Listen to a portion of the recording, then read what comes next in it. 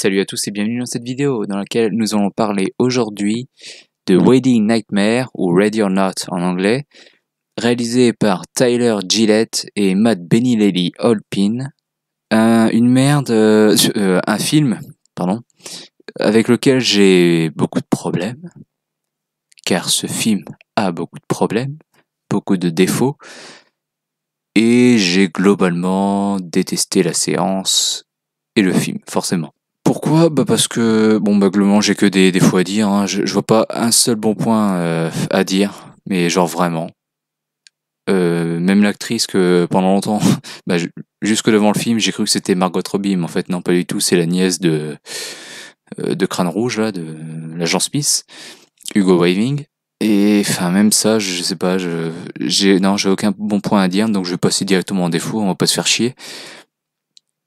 Et j'en ai. Là, pour le coup, j'ai fait 2 vidéos courtes, hein. Les 2 dernières étaient assez courtes. On va revenir aux vidéos de 15-20 minutes, je pense, là.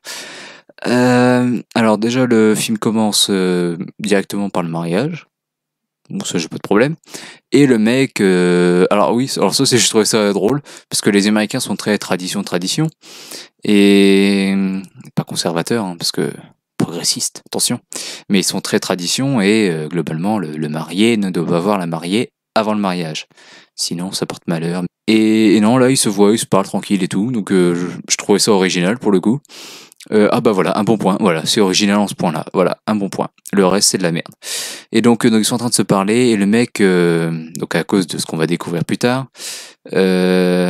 donc oui, l'histoire, donc la meuf se marie avec un mec, et leur tradition, c'est de, si elle tire une mauvaise carte, il la bute, il cherche à la buter pendant toute la nuit, sinon, voilà. Et donc, sachant cela, le mec lui dit bien, avant le mariage, vraiment genre en mode il cache un lourd secret, c'est vraiment, il lui dit, si tu veux vraiment encore, t'as encore une chance de te barrer, quoi, et de t'en sortir.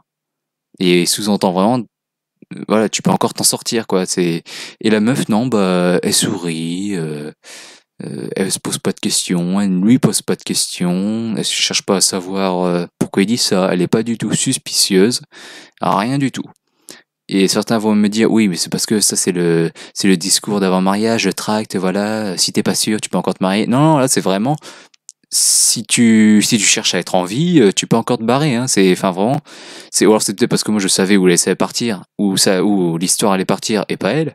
Et donc c'est peut-être ça aussi, hein, mais, je sais pas, dans ce qu'il dit, c'est clairement, barre-toi, tu peux encore te barrer.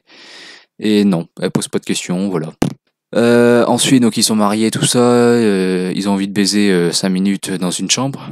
Sauf que elle s'aperçoit, grâce à un reflet, qu'il y a une grand-mère avec eux dans la pièce. Donc elle a peur, tout ça, blablabla. Et la grand-mère, clairement, nous parle à nous. Et elle voit le futur, ou elle a lu le script, je sais pas, mais elle nous fait une référence, en gros. Elle joue sur le fait qu'on ait vu la bande-annonce. Parce que si on a vu la bande-annonce, on connaît un peu l'histoire, on sait qu'elle va tirer la carte cache-cache, et que les autres vont chercher à la buter. C'est pour ça qu'on est venu voir le film. Et donc la cache-cache. Et donc la grand-mère dit, il va falloir mieux vous cacher. Ah ah ah. Subtile référence. Ensuite donc, elle tire la truc cache-cache là. Et j'ai envie de poser une question. Cache-cache, c'est la seule mauvaise carte, et les autres s'en foutent de tuer subitement quelqu'un ? Parce que du coup, moi je pensais, avant d'aller voir le film, qu'en gros, si elle survivait la nuit, elle était acceptée dans la famille. C'est ce que j'avais compris en voyant la bande-annonce. Parce que j'essaie de pas trop être attentif aux bandes-annonces, histoire de pas trop me gâcher le film, quoi. Certaines images, tout ça. Et donc, je pensais que les autres avaient survécu à la nuit, et puis voilà. Et du coup, je me suis posé la question, mais ça les dérange pas de rester dans une famille de tarés et tuer des gens, des pauvres gens qui ont rien demandé, juste à être heureux, et se marier avec la personne qu'ils aiment ? Et en fait, il y a une explication derrière, c'est que cache-cache, c'est la seule mauvaise carte qui implique le fait que les autres vont devoir te buter. Et donc si tu la tires, t'es mort, quoi, t'es mort d'avance. Et donc les autres n'ont pas tiré cette carte-là, les autres beaux-frères et belles-sœurs. Donc ils s'en sont sortis. Et le fait qu'en gros, ils changent pas de famille, tout ça, c'est que je crois, si j'ai bien compris, et si c'est bien écrit, que en gros, ils doivent rester dans la famille, parce que c'est subtilement dit avec le frère du marié qui déteste sa femme. parce que enfin, il devrait, s'il pouvait se séparer, normalement il le ferait. Clairement, il l'aime pas. Il lui dit bien à elle, elle le sait. Et ils restent ensemble. Donc je pense qu'ils sont obligés de ensuite, c'est fait comme un pacte, que vraiment ils sont obligés de rester mariés jusqu'à la mort. Et donc voilà, c'est pour ça qu'ils se cassent pas et qu'ils acceptent finalement de tuer la personne. Parce que si ils ne tuent pas la personne qui a tiré la carte cache-cache, et ben ils explosent, comme on le voit à la fin du film, ils explosent en morceaux. Voilà, oui, je divulgue la fin du film, oui, parce que c'est de la merde, voilà. Et je m'en fous. C'est pas sympa pour vous, hein, mais je vous épargne 1h37, voilà, de votre vie. 1h37 qui n'ont rien demandé. Donc voilà, au début je me suis dit, en fait c'est mal écrit, enfin ils s'en foutent de tuer quelqu'un, mais en fait non, voilà, il y a une explication quand même. Ensuite, un truc qui m'a révulsé, exaspéré, désespéré, c'est que c'est là qu'on voit l'impact Marvel sur le cinéma. C'est qu'en gros, il y a un moment, une vieille avec une hache d'ailleurs, ou une hallebarde, je sais pas, j'ai pas bien vu, mais non, c'est une hache. Vu comment après elle assène les coups, c'est forcément une hache. Et donc il y a un moment, en fait, quelqu'un meurt, reçoit par inadvertance une flèche en pleine gueule, et agonise, enfin il tombe par terre et agonise dans un coin tout seul, enfin voilà. C'est une des bonnes d'ailleurs, et on y reviendra plus tard. Donc la bonne agonise par terre, et en fait la vieille se met je sais pas, à gueuler un petit peu en mode hey, il faut se bouger le cul, faut bien faire ce qu'on a à faire parce que sinon on va tous crever, donc dépêchez-vous, tout ça. Et pendant qu'elle dit ça, en fait elle est coupée 2-3 fois par la bonne qui est à terre en train de qui est en train d'agoniser comme ça. Et on sent bien le sang gicler, tout ça, et du coup au bout d'un moment la vieille s'énerve et elle va finir le boulot quoi, avec sa hache. Et alors pour la hache, non, ça c'est pas, voilà. Mais le côté c'est trop marrant parce qu'il se fait interrompre tout ça. Je suis désolé, je l'ai vu il y a 2 mois dans Spider-Man Far From Home avec Nick Fury qui est en train de parler à Spider-Man, et il se fait couper par les enfants, couchez-vous tôt parce que demain on a une longue journée, etc. Hop, il reprend à parler, et surtout que demain on fait, enfin voilà, c'est pas du tout drôle, et c'est exactement la même blague, je suis désolé. Et le pire, c'est qu'il se croit drôle. C'est ça le pire.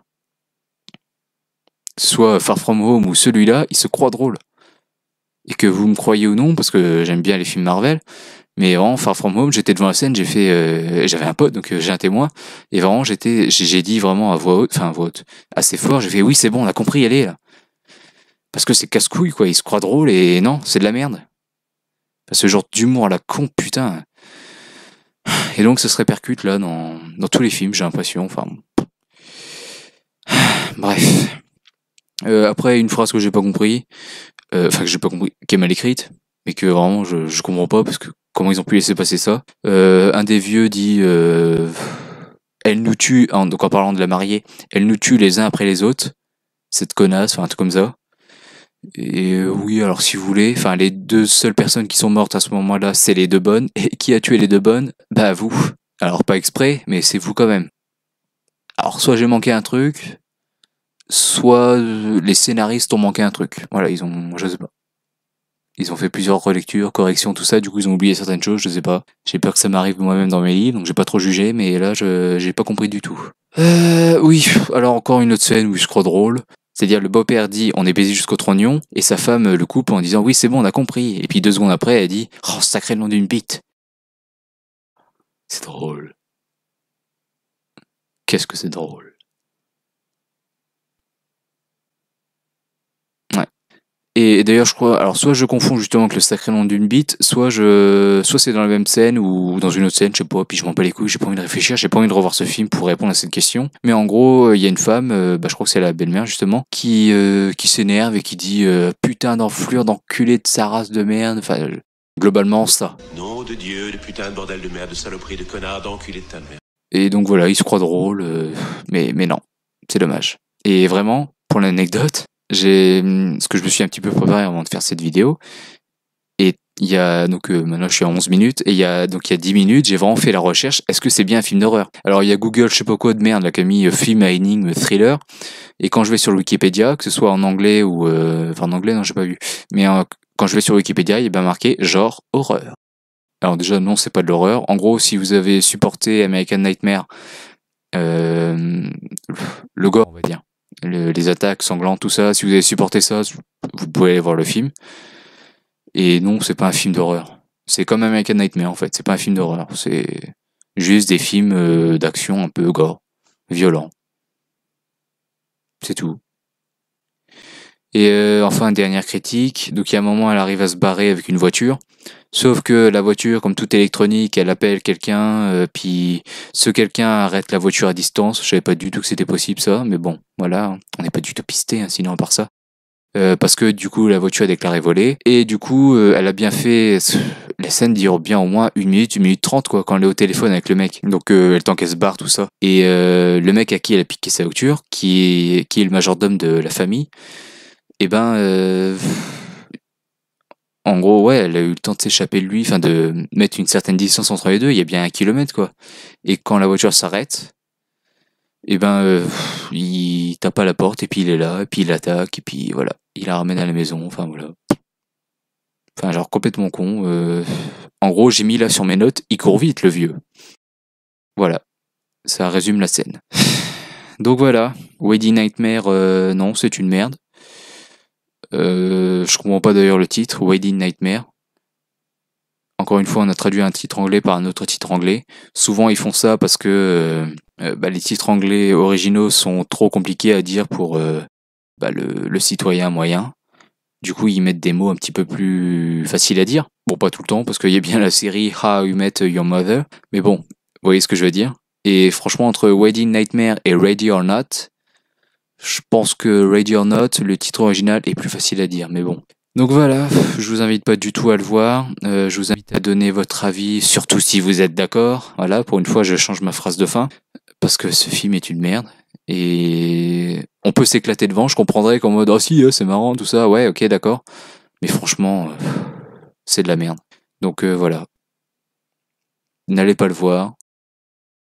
Grosse merde, et apparemment c'est les débuts à la nièce de Hugo Weaving, là. Parce que j'ai vu un article après avoir vu le film qui disait qui est donc son nom à elle, la nièce de Hugo Weaving, tout ça, blablabla. Il parlait un peu du film, et franchement, la pauvre quoi. Si elle commence par ça, la pauvre. Et je suis allé voir avec 2 autres personnes, et pareil, les 2 autres personnes n'ont pas aimé. Voilà. Donc globalement, de la merde. Donc n'hésitez pas encore une fois à dire votre avis en commentaire, si vous êtes d'accord ou non. Et je vous dis à très bientôt pour une prochaine critique sur Citizen Can. Salut à tous.